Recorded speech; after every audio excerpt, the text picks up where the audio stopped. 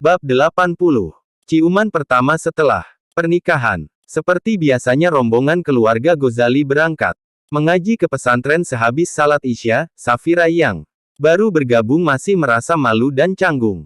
Tetapi Indria dan Fatimah yang begitu ramah secara perlahan bisa membuat Safira nyaman. "Mif, istrimu cantik. Tetapi sayang tidak bisa kamu apa-apakan," bisik Yongki sengaja mengejek. "Kamu memang teman yang jahat," balas Miftah, dongkol. "Jika aku seperti yang kamu katakan, mana mau aku pagi-pagi menunggu lama di rumah Pak Kiai," sindir Yongki. "Iya, kamu memang baik.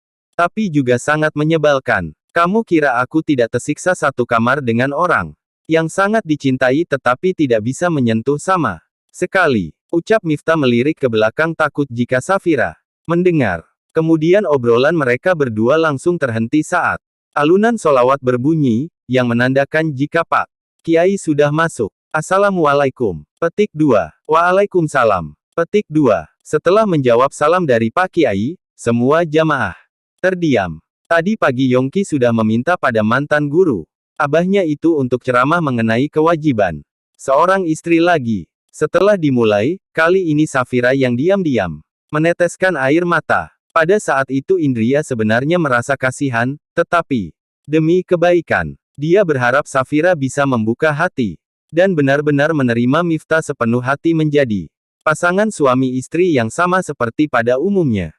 Ketika pengajian sudah selesai, rombongan Ghazali memutuskan untuk pulang, dan Miftah mengajak sang istri untuk pulang. Miftah bisa merasakan jika istrinya memerah kedua matanya, tetapi Miftah tidak berani menyapa duluan. Tetapi lama-kelamaan Miftah tidak tahan juga jika terus saling membisu seperti ini. "Safira, apakah kamu merasakan lapar? Kamu terlihat lemas. Pengen makan apa katakan saja," tanya Miftah lembut. "Aku sudah merasa kenyang," jawab Safira. Setelah itu Safira terdiam lagi dalam pikirannya sendiri. "Ya Rab, sungguh merugikan jika diri ini terus menyalahkan takdir. Untuk apa arti hidup yang sesungguhnya? Aku adalah orang yang sudah menikah. Kini ridha Allah terletak pada ridha suamiku. Tetap, aku masih merasa takut. Aku harus bagaimana?" Batin Safira frustrasi. Semenjak kematian ibunya, Safira memang sudah tidak memiliki semangat hidup lagi. Dia hanya menjalani apa yang sudah menjadi suratan takdirnya. Sampai dia bertemu dengan Amjad yang membantu dirinya untuk hijrah dan mulai memahami arti kehidupan. Sedikit demi sedikit dia bisa memahami, tetapi setelah barusan mengikuti pengajian dan mendapatkan pencerahan mengenai pernikahan semua telah berubah. Dia sudah menjadi seorang istri, di mana tidak bisa memutuskan segala hal sendiri dan harus meminta izin pada suami, di mana tubuh dan hatinya bukan miliknya sendiri lagi. Setelah sampai di rumah, Miftah membukakan pintu dan mengajak istrinya masuk. Safira semakin ingin menangis, karena suaminya sangat baik dan perhatian. Lalu, kenapa dirinya masih belum bisa memaafkan? Safira ingin memberikan permintaan maaf, tetapi tetap saja hatinya masih merasa ada sesuatu yang membuat dirinya dendam. "Sampai kapan aku hidup dalam kebencian? Jika saja aku bisa lebih ikhlas dan pasrah, maka aku akan hidup bahagia. Toh suamiku adalah orang yang baik dan perhatian," batin Safira dilema. Kemudian mereka berdua langsung masuk menuju ke kamar. Sebelum tidur mereka berdua akan ke kamar mandi untuk membersihkan diri. "Safira, kamu bisa duluan," tawar Miftah. "Iya," jawab Safira. Di dalam kamar mandi Safira masih saja terus menangis. Kali ini air matanya tidak dapat dibendung lagi. Safira menangis sepuasnya. Setelah mandi dan berganti pakaian, Safira keluar. Dan dia menemukan suaminya sudah tertidur pulas di sofa. Safira memberanikan diri untuk membangunkan. "Mas, mau membersihkan diri tidak?"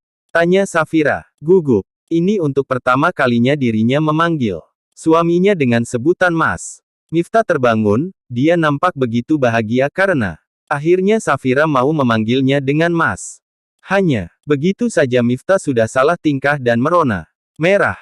"Ah iya, terima kasih sudah membangunkan aku ya. Kamu silahkan tidur, aku mau membersihkan diri," jawab Miftah tidak bisa menahan rasa bahagianya.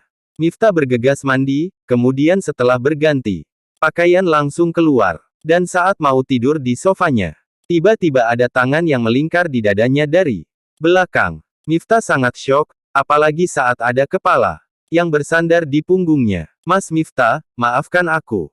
Seharusnya aku tidak berlarut dalam kebencian. Karena saat itu kamu dalam kondisi tidak sadar dan setelah itu susah meminta maaf dan menyesalinya. Ucap Safira sambil menangis. Miftah sampai syok dan seluruh tubuhnya gemetar. Dadanya berdebar hebat dan detak jantungnya semakin cepat tak beraturan. Dia menganggap jika semua ini adalah mimpi. Aku takut jikalau aku terus seperti itu akan menjadi istri yang durhaka. Tetapi aku juga bingung. Aku tidak tahu apa yang harus aku lakukan, timpal Safira. Safira kembali menangis, tidak tahu apa yang harus dikatakan lagi. Miftah tersenyum, dia kemudian melepaskan pelukan Safira dan segera menoleh ke belakang. Safira memakai baju tidur tanpa jilbabnya, kedua kurang dari bab 80. Ciuman pertama setelah pernikahan. Matanya memerah tanda menangis begitu lama. Miftah merasa ikut tertekan melihat istri kecilnya menangis seperti ini. Kemudian Miftah sedikit menundukkan tubuhnya, mendekatkan wajahnya pada wajah Safira. Kali ini Safira tidak berpaling. Miftah langsung mengecup kening Safira dengan lembut. Kamu tidak perlu meminta maaf, karena kamu tidak salah tetapi akulah yang salah telah memberikan kenangan terburuk dalam hidupmu. Aku tahu, kamu ini adalah gadis yang baik, dan sekarang kamu sudah menjadi istri yang terbaik. Jadi, beri aku kesempatan untuk belajar menjadi suami yang baik ya. Pinta Miftah, lembut dan penuh perasaan. Safira hanya mengangguk, membuat Miftah tersenyum gemas. Miftah memeluk Safira erat. Kini rasa dia begitu bahagia. Keinginan untuk memeluk dan mengungkapkan rasa cintanya sudah terwujud. Safira, aku sangat mencintaimu. Jadi izinkan aku untuk terus menyayangimu, bisik Miftah. Safira semakin menangis terseduh-seduh dalam pelukan suaminya. Safira sudah tidak bisa berkata-kata lagi. Tetapi hatinya mulai merasa lega setelah berani melepaskan beban hatinya. Kurang dari bab 80. Ciuman pertama setelah pernikahan. Safira sudah merasa lebih tenang, ketika dirinya berani mengungkapkan isi hatinya. Safira membalas pelukan suaminya dengan erat. Jangan menangis lagi ya. Aku sakit jika melihat kamu seperti ini. Aku ingin kamu selalu bahagia, dan kamu hanya boleh bahagia setelah hidup bersamaku. Segalanya akan aku lakukan agar kamu bahagia, bujuk Miftah. Miftah menghapus air mata istrinya, dan merapikan rambut yang berantakan tapi malah nampak seksi itu. Sekarang kita tidur ya. Jangan takut, aku tahu kamu pasti masih trauma jadi aku tidak akan memaksa kamu. Aku akan menghormati keputusan kamu dan menunggu sampai kamu sudah siap, bujuk Miftah. Iya, Mas. Kamu sudah boleh tidur satu ranjang denganku kok, jawab Safira malu-malu. Serius, kamu tidak takut? Tanya Miftah. Iya, tidak apa-apa, jawab Safira. Apa aku boleh menciummu sedikit saja? Tanya Miftah. Iseng. Tidak disangka jika Safira mengangguk tanpa memikir lama. Tidak membuang kesempatan, Miftah langsung menarik pinggang istrinya dalam pelukannya. Miftah mencium bibir mungil Safira dan melumat abis dengan segenap perasaannya. Keduanya sama-sama seperti tersengat listrik, ciuman yang sangat panas mampu melambungkan mereka ke angkasa. Soal berciuman, Miftah memang sudah sangat berpengalaman, membuat Safira terbang ke angkasa. Miftah terus mencium, dan mencium begitu dalam.